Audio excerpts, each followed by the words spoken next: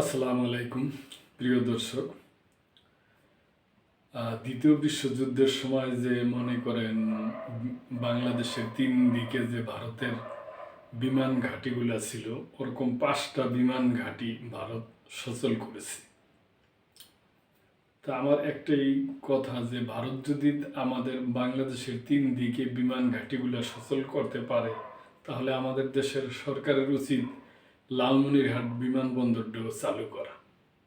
এটা আমার ব্যক্তিগত বলা আর কি। প্রিয় দর্শক, বাংলাদেশের তিন দিকে দ্বিতীয় বিশ্বযুদ্ধের সময়কার 5টি বিমান ঘাঁটি সচল করেছে ভারত। ভারতের পশ্চিমবঙ্গ, আসাম ও ত্রিপুরায় দ্বিতীয় বিশ্বযুদ্ধের সময়কার কয়েকটি পরিত্যক্ত বিমান ঘাঁটি পুনরায় চালু করার পরিকল্পনা নিয়েছে কেন্দ্রীয় সরকার। বাংলাদেশ সীমান্তবর্তী রাজ্যগুলোতে আঞ্চলিক যোগাযোগ বাড়ানোর লক্ষ্যেই এই উদ্যোগ নেওয়া হয়েছে বলে জানিয়েছে সংশ্লিষ্ট সূত্র। প্রতিবেদনে বলা হয়েছে, মূলত শিলিগুড়ি কিচেন নেকের নিরাপত্তা আরও বাড়াতেই এমন উদ্যোগ নেওয়া হচ্ছে। কারণ এমন এক সময়ে এই উদ্যোগের কথা জানা যাচ্ছে যখন প্রতিবেশী বাংলাদেশের সঙ্গে ভারতের সম্পর্ক ইতিহাসের সর্বনিম্ন স্তরে পৌঁছেছে।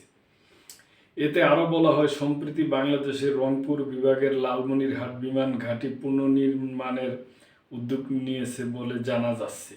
এই বিমান ঘাঁটি ভারতের কৌশলগত স্পর্শকাতর শিলিগুড়ি করিডোরের কাছাকাছি অবস্থিত। এই করিডোরটি চিকেন নেক নামেও পরিচিত এবং সরু এই ভূখণ্ড উত্তর পূর্ব ভারতের সঙ্গে মূল ভূখণ্ডের একমাত্র স্থল সংযোগ। গত এক বছরে বাংলাদেশ থেকে একাধিকবার ভারতের উত্তর পূর্ব অঞ্চলকে মূল ভূখণ্ড থেকে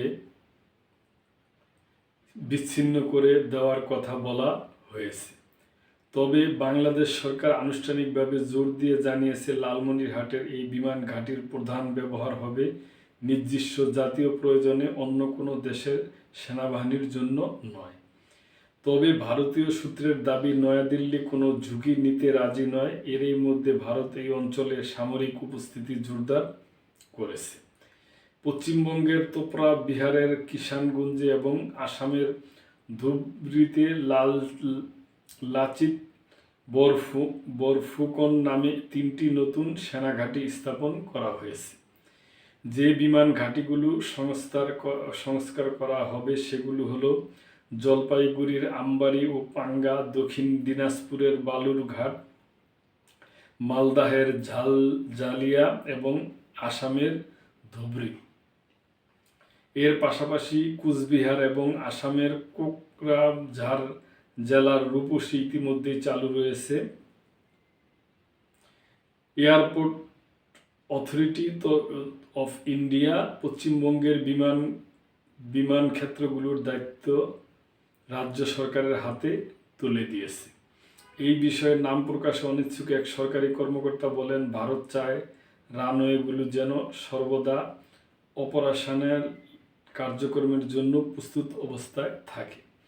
প্রতিরক্ষা সূত্র বলেছে, যদিও এই এয়ারস্ট্রিপগুলো কার্যকর করতে গিয়ে নানা ধরনের চ্যালেঞ্জ রয়েছে, তবু সেগুলোকে ব্যবহারযোগ্য করে তুলতে চেষ্টা চলছে। তবে প্রিয় দর্শক, ওনাদের করবো, আর আমাদেরও বাংলাদেশের ক্ষেত্রে বাংলাদেশের প্রয়োজনে এটা লালমনিরহাট বিমানবন্দর চালু করে দেওয়া উচিত। এই ব্যাপারে যদি প্রিয় দর্শক আপনাদের কোনো মতামত থাকে অবশ্যই দিবেন এবং মেম্বারশিপ নিয়ে আমাদের পাশেই থাকবেন। আল্লাহ হাফেজ।